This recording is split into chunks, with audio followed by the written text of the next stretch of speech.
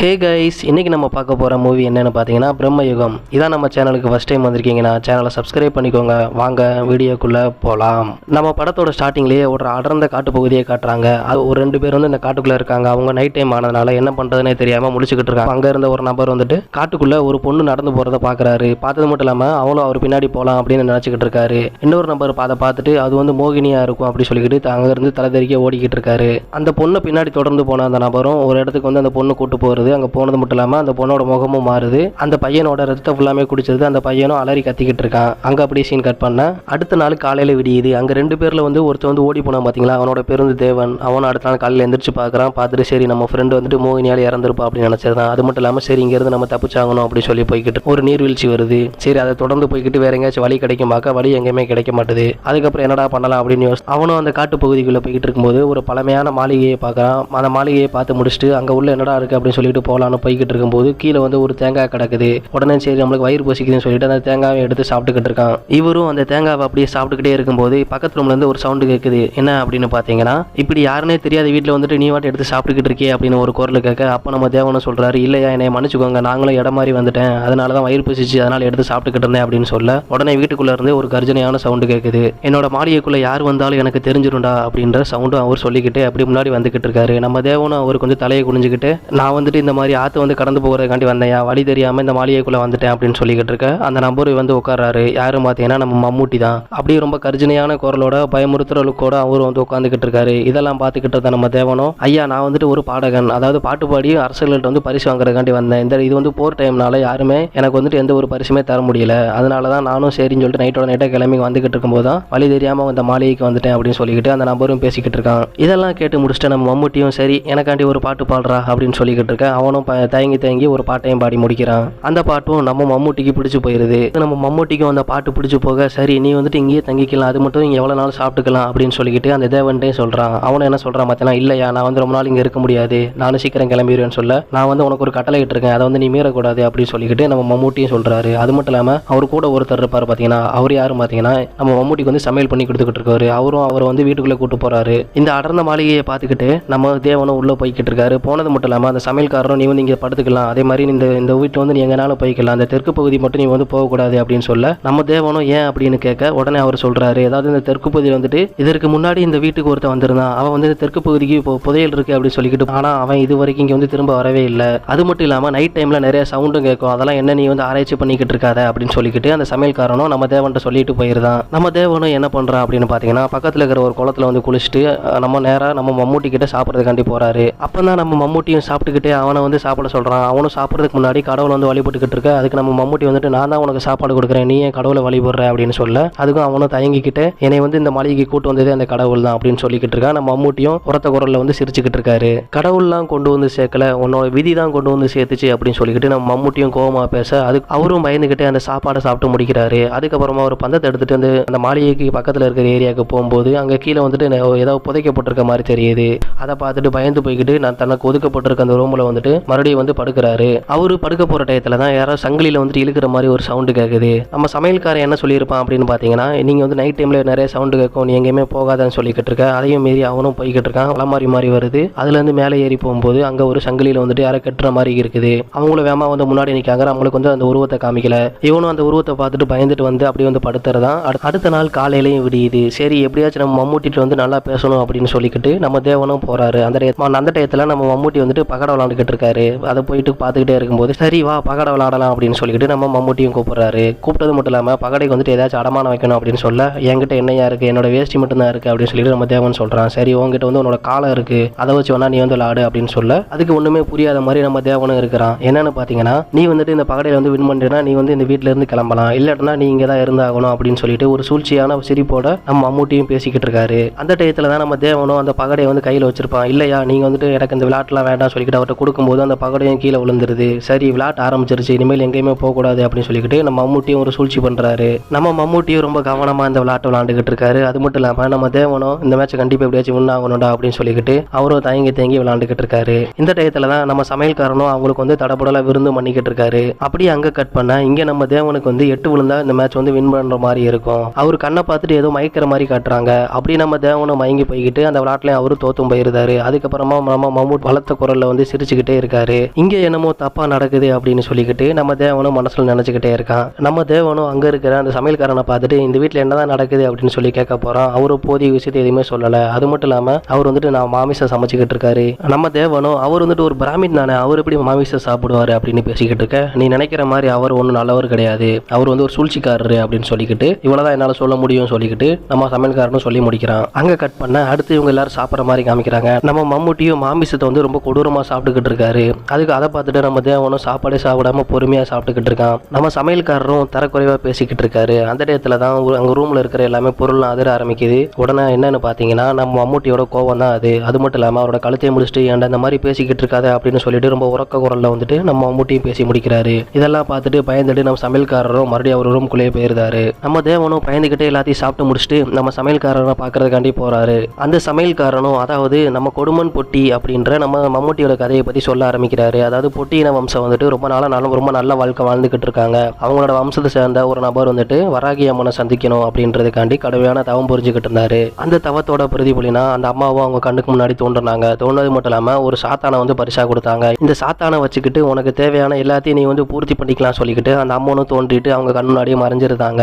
இந்த நபரும் அவருக்கு தேவையான எல்லா விஷயத்தையும் அந்த சாத்தான் மூலமா நிறைவேற்றிக்கிறாரு. அது மட்டும் இல்லாம அந்த சாத்தானும் ஒரு கட்டத்துல ரொம்ப கோபமா போயிருது. அது மட்டும் இல்லாம அந்த நபரோட ஆயுள் காலத்தை எடுத்துருது. அது மட்டும் இல்லாம அந்த பொட்டியின வம்சத்தோட எல்லாத்தோட ஆயுள் காலத்தையுமே எடுத்துருது. இதுல மிச்சம் இருக்கிறது யாரு பார்த்தீங்கன்னா இந்த கொடுமன் பொட்டி இவர் மட்டும்தான். சாத்தானை மீண்டும் அடக்கணும் அப்படின்றதான் இவங்களோட ரொம்ப நாள் கனவு அப்படின்னு சொல்லிக்கிட்டு இந்த விஷயத்தை ஃபுல்லாமே நம்ம சமையல்காரர் வந்து நம்ம தேவன்கிட்ட சொல்லி முடிக்கிறாரு.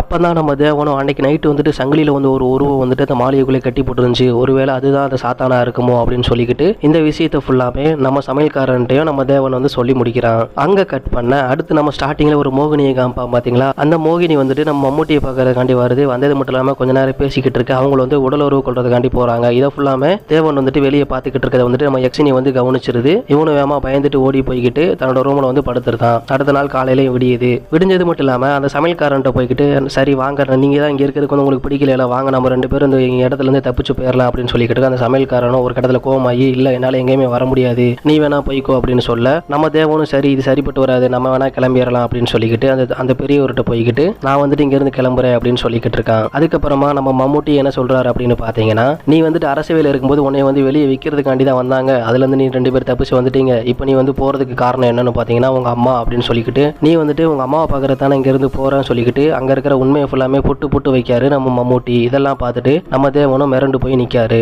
சரி நீ வேணா போ, ஆனா இப்போ வந்து மழை பெஞ்சுக்கிட்டு இருக்கு, நீ எங்கேயுமே போக முடியாது அப்படின்னு சொல்ல நம்ம தேவனும் வெளியே எட்டி பார்க்காரு. அதுக்கப்புறமா மழை பெய்ய ஆரம்பிக்குது. ஐயோ ஏதோ சரிப்பட்டு வரலையடா, நம்மள ஏதோ பண்ண போறாங்களா அப்படின்னு நினைச்சுக்கிட்டு அவரும் பயந்துகிட்டு இருக்காரு. தேவனும் சாப்பிட்டுக்கிட்டு இருக்க டயத்துல நம்ம மம்முட்டி என்ன சொல்றாரு பாத்தீங்கன்னா இதுக்கு முன்னாடி ஒருத்தர் இருந்தான்பா, இப்படித்தான் கிட்டத்தட்ட ஒரு வருஷமா மழை பெஞ்சுக்கிட்டு இருந்தது, அவனும் புத்தி சுவாதனை இல்லாம இங்கே இறந்து போயிட்டான், நான் தான் பக்கத்துல வந்து அவனை வந்து புதைச்சு வச்சிருக்கேன் அப்படின்னு சொல்லிக்கிட்டு நம்ம மம்முட்டி நம்ம தேவன்கிட்ட சொல்றாரு. இதெல்லாம் கேட்ட நம்ம தேவனும் மிரண்டு போய்கிட்டு என்னடா சொல்றதுன்னு புரியாம அவனும் பக்கத்துல உட்காந்துக்கிட்டு இருக்கான். அந்த சமையல்காரரும் நம்ம தேவனை கூட்டு ஒரு இடத்துக்கு கூட்டு போய்கிட்டு இருக்காரு. போனது மட்டும் இல்லாம அங்க இருக்கிற மதுபாட்டிலையும் கொடுத்து இதை குடின்னு சொல்ல எனக்கு வந்து வேணாம் சொல்லியிருந்தாரு. அதுக்கப்புறமா நம்ம சமையல்காரரும் அந்த மதுபானத்தெல்லாம் குடிச்சு முடிச்சுட்டு அவங்களும் அங்க இருந்து போறாங்க. அடுத்த நாள் நம்ம தேவனும் தூங்கிக்கிட்டு இருக்க நம்ம சாத்தானும் நம்ம தேவனோட கனவுல வந்துட்டு அவனும் பயமுறுத்திக்கிட்டு இருக்கு. அவனும் படகுன்னு எந்திரிச்சு முடிச்சுட்டு வீட்டுல வந்துட்டு நம்ம சமையல்காரனை தேடுறாரு. அவர் எங்கேயுமே கிடையாது, அவர் எங்கேயுமே இல்ல. சரி சொல்லிட்டு வெளியே போலாம் பார்க்க வெளியே வந்து மழை ரொம்ப பேஞ்சுக்கிட்டு இருக்கு. அந்த டயத்துல தான் யாரோ ஒரு ஆள் வெளியே குழி தோண்டிக்கிட்டு இருக்காங்க. யாரும் பாத்தீங்கன்னா நம்ம சமையல்காரர் தான். என்னாச்சு ஏன் குழி தோன்றீங்க அப்படின்னு சொல்லிட்டு நம்ம தேவனு கேட்க எந்த ஒரு பதிலுமே பேசாம இருக்க நம்ம தேவனும் பயந்து போயிட்டு அங்கிருந்து தப்பிச்சு ஓட பாக்குறாரு. ஒரு குறிப்பிடத்தோட ஓடுறாரு. அதுக்கப்புறமா அவரு ரத்த வாந்தி எடுத்துக்கிட்டு இருக்க, வயிறு வலிக்க ஆரம்பிச்சிருது.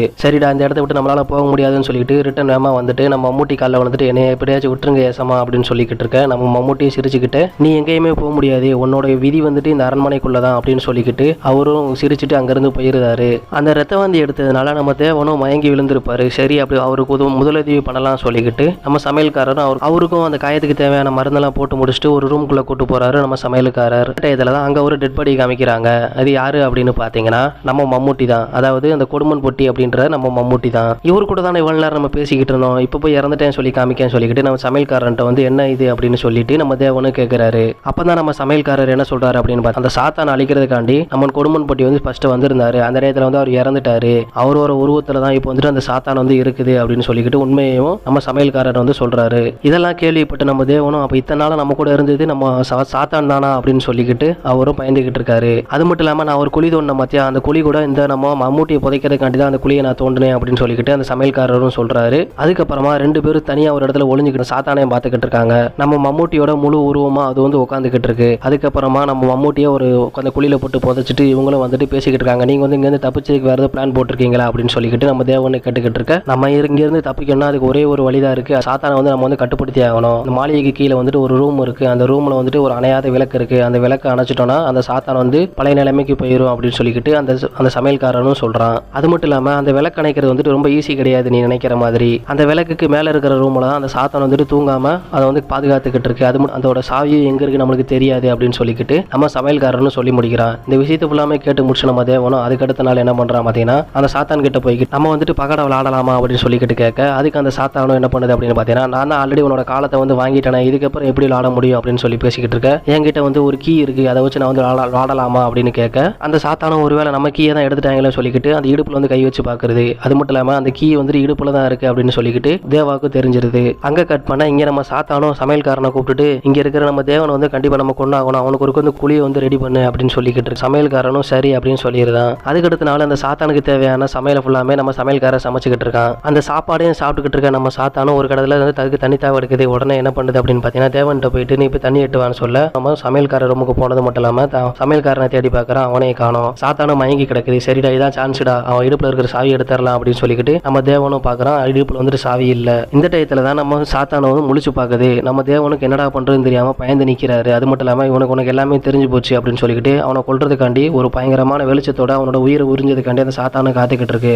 அந்த டயத்துல தான் நம்ம சமையல்காரர் என்ன பண்ணுவார் பாத்தீங்கன்னா அந்த உடம்புல இருக்கிற அந்த சாவி எடுத்துட்டு போயிட்டு கீழே இருக்கிற ரூமை திறந்துருந்தாரு. அது மட்டும் இல்லாம அந்த தீபத்தை அணைச்சிருந்தாரு. தானும் பயங்கரமான சத்தத்தோட அங்கிருந்து மறைஞ்சு போயிருது. நம்ம தேவனும் அங்க இருக்கிற நம்ம சமையல்காரனை பார்க்க போறாரு. அது மட்டும் இல்லாம நம்ம வந்து சாத்தான வந்து படகி அது இல்லாம அந்த வராகியம்மனோட பெட்டி ஒண்ணு இருக்கு. அதுல வந்து அந்த சாத்தானை வந்து நம்ம அடைச்சாகணும், இல்லாட்டா நம்ம வந்து மிகப்பெரிய விலை வந்து சந்திக்கணும் அப்படின்னு சொல்லிக்கிட்டு இருக்க. சாத்தானை தேடி தானிய கிழங்குக்குள்ள போறாங்க. போனது மட்டும் இல்லாம அந்த சாத்தான வந்து என்ன பண்ணுது பாத்தீங்கன்னா நம்ம மம்முட்டி மாதிரி கெட்டப்ல வந்துட்டு அவங்கள வந்துட்டு தசை திருப்பிக்கிட்டு இருக்கு. அந்த டயத்துல தான் அந்த சாத்தான் வந்துட்டு அந்த சமையல்காரனோட கழுத்தை பிடிக்க போற நேரத்துல ஒரு விஷயம் நினைவுக்கு வருது. என்ன அப்படின்னு பாத்தீங்கன்னா நம்ம மம்முட்டி உயிரோடு இருக்கும்போது ஒரு தாழ்ந்த ஜாதி ஒரு பெண்ணோட வந்துட்டு அவர் வந்து உடல் உறவு கொண்டிருப்பாரு. அவனோட பையன் யாரும் பாத்தீங்கன்னா இந்த நம்ம சமையல்காரன். இந்த விஷயம் எதுவுமே நம்ம சாத்தானுக்கு தெரியாது. அது மட்டும் இல்லாம அந்த குடும்பத்தையே ஃபுல்லாமே அழிச்சாகணும் அப்படின்னு சொல்லிட்டு அந்த சாத்தானு தெரிஞ்சுக்கிட்டு இருக்கோம். இவன் ஒருத்த மட்டும் யாருன்னு தெரியாம அந்த சாத்தானே இருந்துகிட்டு இருக்கோம். கடைசியில இந்த விஷயம் தெரிஞ்சிருது. அதுக்கப்புறமா சரி இவன் அழிக்கலாம் சொல்லிட்டு அந்த சாத்தானு போக அந்த ரேப்பந்தத்தை வச்சு அந்த சாத்தானே தீக்கிட்டு கொளுத்திடுறாங்க.